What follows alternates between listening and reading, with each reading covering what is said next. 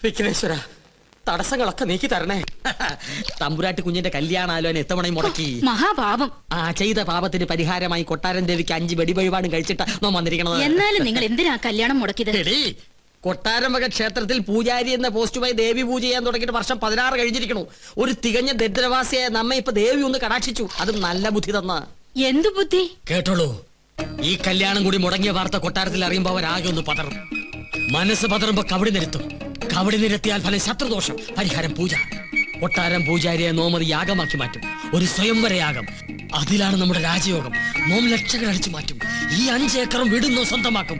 ഇവിടെ എന്നെ നോം രാജ്ഞിയാക്കും. അതുവരെ നിങ്ങളെ ജീവനോടെ വെച്ചേക്കോ ഈശ്വര. എന്താ ഈശ്വരൻ നമ്മെ കൊല്ലൂന്ന് നിന്നോട് പറഞ്ഞുവോ? ഈശ്വരനല്ല കൊല്ലാൻ പോണത്. നിങ്ങൾ കൊട്ടാരത്തിൽ നിന്ന് കട്ടുകൊടുക്കാന്ന് പറഞ്ഞ കിരീടവും ചെങ്കോലും ചോദിച്ച് ആ അഗസ്റ്റും വീണ്ടും വന്നിരുന്നു. എന്നിട്ട് അവൻ എങ്ങോട്ട് പോയി? കൊട്ടാരത്തിലേക്ക്. കൊട്ടാരത്തിലേക്കോ? എന്റെ ദേവി! അഗസ്ത്യ! വീട്ടിൽ വന്നിരുന്നുവോ? പിടിച്ചു നിർത്ത്. നോക്കട്ടെ, ഇത് കുഴിയാണല്ലോ.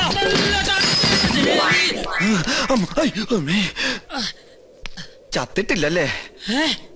ഇല്ല. ഇപ്പൊ ചത്തുപോയിരുന്നെങ്കിൽ ഞാൻ പറയുന്ന വിവരം കേട്ട് കൊട്ടാരത്തിലുള്ളവർക്ക് തന്നെ കൊല്ലാൻ പറ്റില്ലായിരുന്നു. അഗസ്ത്യ, ഒരു 50,000 ഉറുപ്പിക്ക് വേണ്ടി എന്നെ കൊലക്ക് കൊടുക്കരുത് കേട്ടോ. ഒന്ന് പിടിക്കുക. അഗസ്ത്യ, കൊട്ടാരത്തിലേക്ക് പോവരുത് കേട്ടോ. നിക്ക. അഗസ്ത്യ, നോ പറയണതൊന്ന് കേക്ക. വേണ്ട. അയ്യോ, താനൊന്നും പറയണ്ട. കുറെ കാലമായി താനിത് പറയുന്നു, കുറെ കാലമായി ഞാനിത് കേൾക്കുന്നു. ഇന്ന് എനിക്ക് രണ്ടിലൊന്നും അറിഞ്ഞു പറ്റും. ഇത്രയും കാലം പറഞ്ഞ പോലല്ല. എന്തിനും പരിഹാരം ഉണ്ടാക്കാം. ഉറപ്പാണോ? ഉറപ്പാ. എന്നാ പോ. എടാ, തന്നോടല്ല, നമ്മുടെ വണ്ടി പോകാനാ പറഞ്ഞത്. ഒന്നുകിൽ താൻ കൊട്ടാരത്തിൽ നിന്ന് മോട്ടിച്ചേരാൻ തന്നെ കിരീടവും ചെങ്കോലും, അല്ലെങ്കിൽ താൻ അതിനായി എന്റെ കയ്യിൽ നിന്ന് വാങ്ങിച്ച 50,000 രൂപ എനിക്ക് ഇപ്പൊ കിട്ടണം. സാവകാശം വേണം. 10 ദിവസത്തെ സമയം തരണം. ദൈവത്തോർത്ത് സമ്മതിക്കുക. ദൈവത്തെ ഓർത്ത് 10 ദിവസത്തിനുള്ളിൽ കിരീടവും ചെങ്കോലും ഹാജിമാരുടെ കയ്യിൽ ഏൽപ്പിച്ചില്ലെങ്കിൽ പിന്നെ എനിക്ക് കോളേജിൽ ക്യാൻറ്റീൻ നടത്താൻ പറ്റില്ല. എനിക്ക് വീടും പറമ്പും മേടിക്കാനും പറ്റില്ല. തരാ ഉറപ്പ. സമാധാനമായിട്ടിരിക്കുക. ഗോപികമോൾ ആകെ ദേഷ്യത്തിലാ. ഈ അണിഞ്ഞൊരുങ്ങൽ അവസാനത്തെ അന്ന് അവള് പറയണേ. ഇനി വയ്യ അത്ര ഒരു പ്രദർശന വസ്തുവായിട്ട് നിൽക്കാൻ. ഗോന്നാരെ വലിയ കോയിക്കിലേക്ക് വിളിച്ച് അവര് പുറപ്പെട്ടോ ഇല്ലയോ എന്ന് അന്വേഷിക്കാം. വേണ്ട, മുടക്കി. ആര്? അല്ല, മുടങ്ങി. അതും മുടങ്ങി. കാര്യങ്ങൾ പറഞ്ഞ് മനസ്സിലാക്കി അവരെ കൂട്ടിക്കൊണ്ടുവരാനല്ലേ തന്നെ പറഞ്ഞയച്ചത്. നമ്മെ കൊണ്ട് ചെയ്യാൻ പറ്റുന്നതൊക്കെ നാം ചെയ്തു. ഉദയപുരം കൊട്ടാരവുമായി ഒരു ബന്ധവും അവർക്ക് സ്വീകാര്യമല്ലത്രേ. അടിക്കടി വിവാഹം മുടങ്ങുന്നതും പരാജയം ഉണ്ടാകുന്നതും ഈ കൊട്ടാരത്തിന് മേൽ പതിഞ്ഞിരിക്കുന്ന ദൃഷ്ടിദോഷം കൊണ്ടും മുജ്ജന്മ ശാപങ്ങളും കൊണ്ടാ. അത് മാറ്റിയെടുക്കാൻ യാഗവും പൂജയും നടത്തണമെന്ന് പലയാവർത്തി നാം പറഞ്ഞിട്ടുള്ളതല്ലേ. കേട്ടുവോ? സമയം ഇനിയും വൈകിട്ടില്ല. 41 ദിവസം 101 കാർമ്മികരുടെ സാന്നിധ്യത്തിൽ ഒരു സ്വയംവരയാഗം. ചെലവ് നിസ്സാരം, 10 ലക്ഷം രൂപ. ഫലമോ സർവൈശ്വര്യങ്ങളും. അതും നോം നടത്തിയാൽ ഫലം നിശ്ചയം. പൂജ, യാഗം തുടങ്ങിയ അന്ധവിശ്വാസങ്ങൾ കൂടെ പൊറപ്പിച്ച പല രാജകുടുംബങ്ങളും തകർന്നിട്ടുള്ളത്. ഇവിടെയോ ഇതൊന്നും നടത്താതെയും കൊട്ടാരത്തിൽ ഒരു പൂജാകർമ്മം നടന്നിട്ട് വർഷങ്ങൾ കഴിഞ്ഞിരിക്കണു. ഒരുപക്ഷെ അതിന്റെയൊക്കെ ഫലമാണോ എന്തോ ഗോവയ്ക്ക് ശേഷം ഒരു കുഞ്ഞിക്കാല് കാണാനുള്ള ഭാഗ്യം ഇവിടെയുള്ളവർക്ക് ഇല്ലാതായത്. ഗോന്നാരെ, ഗുരുവായൂരുന്ന് വാസുദേവ നമ്പൂരിയെ വരുത്തുക.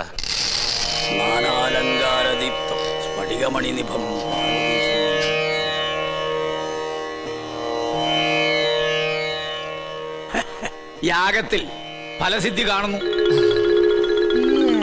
കർമ്മങ്ങൾ തീരും മുമ്പ്, അതായത് 41 നാൾക്കകം കന്യകയ്ക്ക് വരനെ കണ്ടെത്താനാവും. അപ്പൊ നാം മുൻകൂട്ടി പറഞ്ഞ തെറ്റില്ല. യാഗം നാം ഗംഭീരാക്കി തരാം.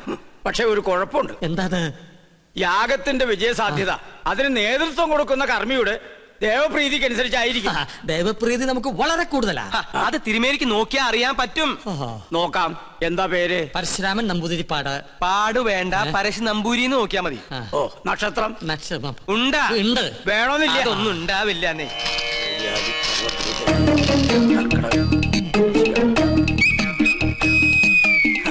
തിരുമേനിക്ക് എനിക്ക് ദേവപ്രീതി അശേഷം.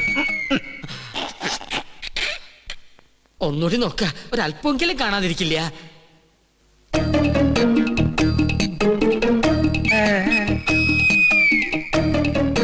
എനിക്ക് ഒരിക്കൽ ഗണിച്ചാ മതി, തെറ്റില്ല. അങ്ങോട്ട് മാറി നിൽക്ക. ദേവപ്രീതിക്ക് വഴിപാട് എന്നാ പിന്നെ ഇത് വഴിപാടായിട്ട് ഇത് പിടിക്കട്ടെ. എന്റെ ഭഗവാന്, വേറെ ആരുണ്ട്? പണ്ടി കൊട്ടാരത്തിൽ ഒരു യാഗം നടത്തിയത് മണിമല മാണിക്യം ചെറിയ കൊട്ടാരത്തിൽ ബ്രഹ്മദത്തൻ നമ്പൂരിയാ. ആള് ബഹുകേമൻ, പക്ഷെ ജീവിച്ചിരിപ്പില്ലല്ലോ. ജീവിച്ചിരിപ്പില്ല അദ്ദേഹത്തിനൊരു മകനുണ്ട്. ഇല്ല ഉണ്ട്. ഞാൻ ഓർക്കണോ, അന്ന് അദ്ദേഹത്തോടൊപ്പം ഇവിടെ വരാറുള്ള 8 വയസ്സുകാരൻ കുസൃതി പയ്യൻ. എന്താ അവന്റെ പേര്? എന്താ അവന്റെ പേര്? ഓർമ്മയില്ല ഓർമ്മയുണ്ട്. ഉണ്ണികൃഷ്ണൻ. അത് തന്നെ. രാഗം പിള്ളേര് കളിയല്ല. അതിന് ഉണ്ണികൃഷ്ണൻ ഇപ്പൊ കൊച്ചുകുട്ടിയൊന്നുമല്ലല്ലോ. ഓരോ വർഷം കഴിയും തോറും ഓരോ വയസ്സ് കൂടെയല്ലേ എന്റെ മണ്ടൻ നമ്പൂരി. നിർത്തുക.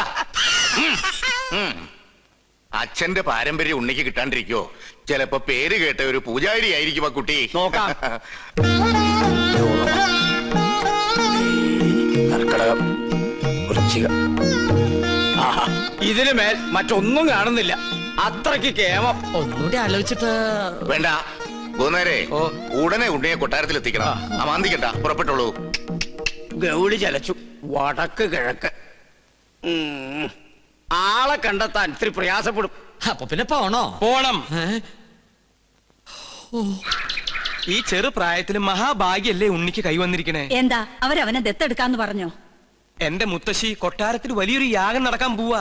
പ്രശ്നവശാൽ തലപ്പത്തിരിക്കാനുള്ള യോഗം ഇവിടുത്തെ കുട്ടിക്ക് എത്രേ. കേട്ടപ്പോ സന്തോഷായി. കേട്ടാ. പക്ഷെ പൂജാകർമ്മങ്ങളിൽ അവന് താല്പര്യമില്ല. അതെന്താ അങ്ങനെ? സംഗീതജ്വരം പിടിച്ചിരിക്കുകയല്ലേ. ഏട്ടൻ വളയഞ്ചേർങ്ങര സംഗീത കോളേജിൽ പഠിക്കുക. അവിടെ ഒരു ലോഡ്ജിലെ താമസം. ആളെ കണ്ടെത്താൻ ബുദ്ധിമുട്ടും. അത് ഗൗളി ചലിച്ചപ്പോ മനസ്സിലായി. ഏത് കോളേജിലാന്നാ പറഞ്ഞു? വളയഞ്ചേർങ്ങര. എന്റെ മോള് പഠിക്കുന്നത് അവിടെയാണല്ലോ. ദൂരത്തിരി കൂടുതലാ.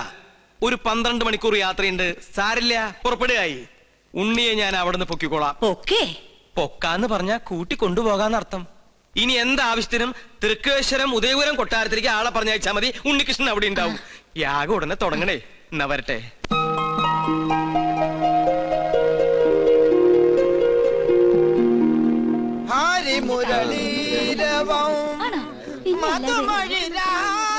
ചെമ്മാങ്കുടി ഇന്ന് നേരത്തെ തുടങ്ങിയല്ലോ. ചെമ്മാങ്കുടിയുടെ അത്ര ഇല്ലെങ്കിലും നല്ല സ്വരശുദ്ധി ഇല്ലേ? ദയവേത് സംഗീതം പഠിക്കുന്ന കുട്ടികൾ ഇങ്ങനെ കൊല്ലരുത്. സംഗീതം ഒരിക്കലും മരിക്കുകയില്ല. സാധകം ചെയ്തതാ പെങ്ങന്മാരെ. കഴുത്തോളം വെള്ളത്തിൽ നിന്ന് സാധകം ചെയ്യാൻ കഴുത്തോളം കടം സമ്മതിക്കണ്ടേ? അതുകൊണ്ട് ചായ അടിക്കുമ്പോ ആകാന്ന് കരുതി. ചെറുകടി എന്തുണ്ട് അച്ഛൻ ചേട്ടാ? സമൂസ, മസാല, പഴംപൊരി, പരിപ്പ് വട. കുട്ടി നിർത്തി കുടിക്കൂ, എന്നാലല്ലേ സിരസിൽ കയറാതിരിക്കൂ. സംഗീതം പഠിച്ചല്ലോ. മുല്ല പൂമ്പൊടി ഏറ്റുകിടക്കും, അകത്തിനുമുണ്ടാകും സൗരഭ്യം. സത്യത്തിൽ ഇന്നത്തെ മത്സരത്തിൽ എനിക്കും ഒരു കൈ നോക്കണമെന്നുണ്ടായിരുന്നു. അയ്യോ, അത് വേണ്ട. വേണ്ടേ? ആ ഒരു കൈ സുലൈമാനും ഉണ്ണികൃഷ്ണൻ തമ്മിൽ നോക്കിക്കോളും. എന്നാ നിങ്ങൾ പറ, ഇന്നത്തെ മത്സരത്തിൽ ആര് ജയിക്കും? സംശയം എന്താ? സുലൈമാൻ. ആ, അങ്ങനെ പറ. ഓ, അവളുടെ ഒരു Sulaiman.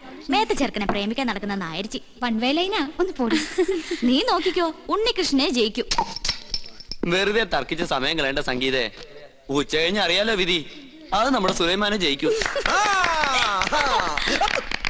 ബെറ്റുണ്ടോ? 1000 rupees bet. Agreed. Okay. ആന്റണിയും ശ്രീലക്ഷ്മിയും അഗസ്റ്റിനും ഒക്കെ എനിക്കെതിരാണെന്ന് അറിഞ്ഞോടിന് ചോദിക്കുക. വെറുതെ കാശ് കളയണോ? വീം പഠിക്കാതെ പാടി ജയിക്കടാ. എന്ത് തന്നെ ആയാലും ഒടുവിൽ വിജയം എന്റേതായിരിക്കും. ചെമ്പൈ സംഗീതോത്സവത്തിൽ പാടുന്നതും ഞാനായിരിക്കും. നമുക്ക് കാണാം. ആ പടാ. ഉണ്ണി, ചെയർമാൻ വിളിക്കുന്നു.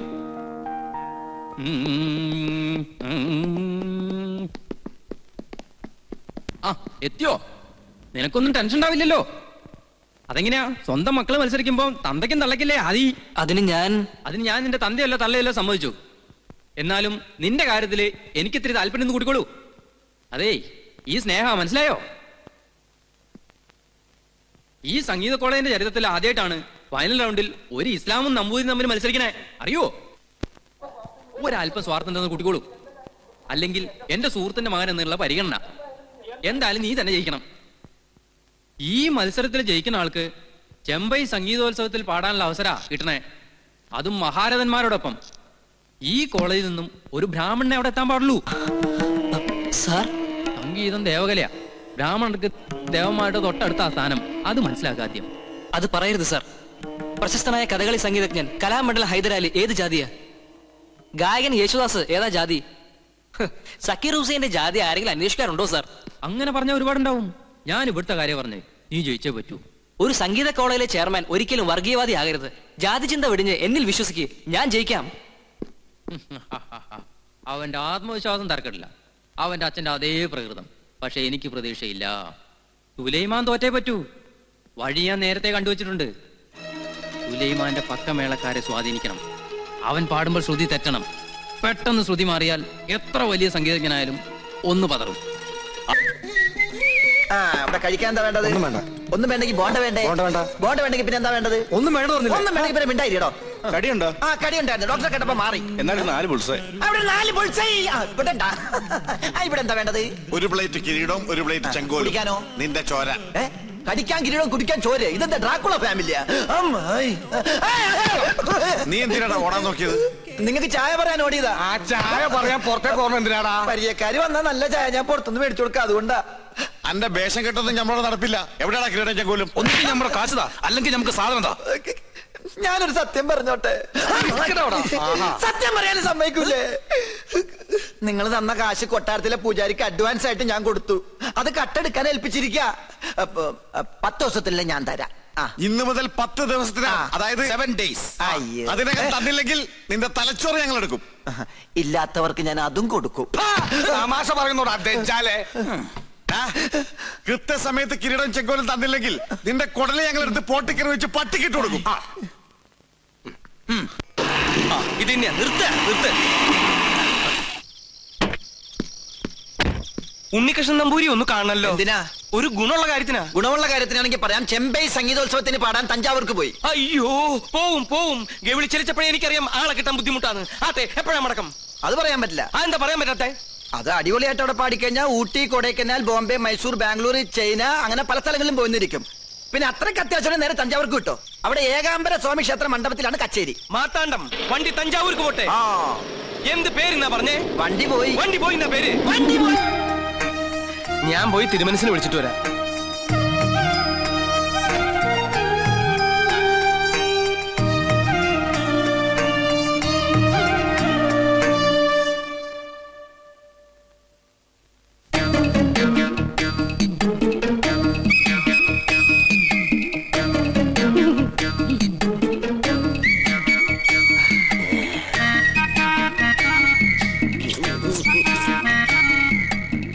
കണ്ടിട്ടൊരു നമ്പൂരിയുടെ ഛായ തോന്നുന്നില്ല. അത് ഞാൻ ദൂരയാത്ര കഴിഞ്ഞ് വരുന്നോണ്ട് തോന്നുന്ന. നമ്മളാരാ? നോം പരശു നമ്പൂരി, പ്രധാന ശാന്തി. ഏത് ക്ഷേത്രത്തിലെ പൂജാരിയാ? കുരുക്ഷേത്രത്തിലെ.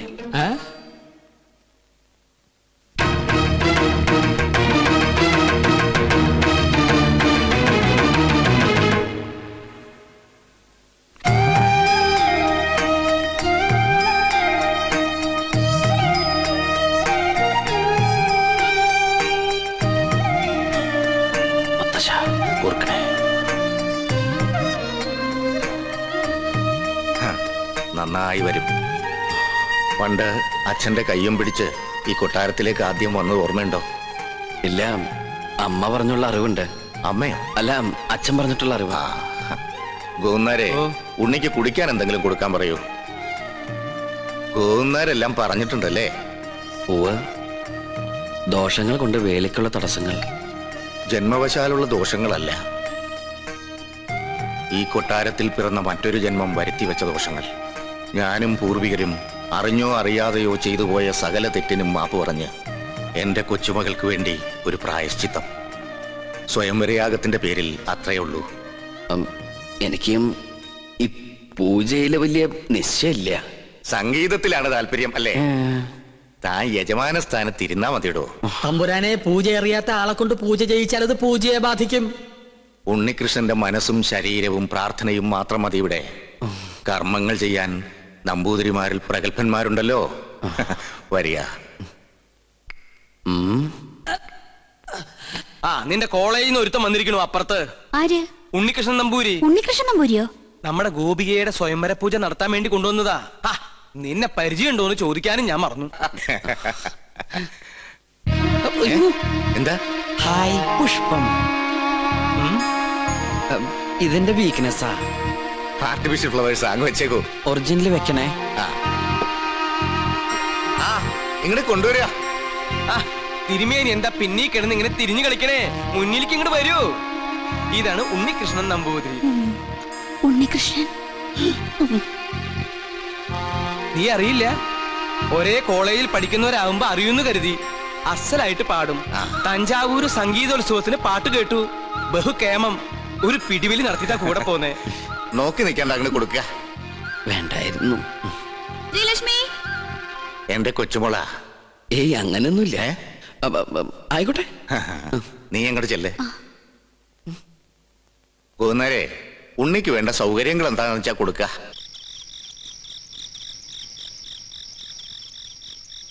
സുലൈമാനെ,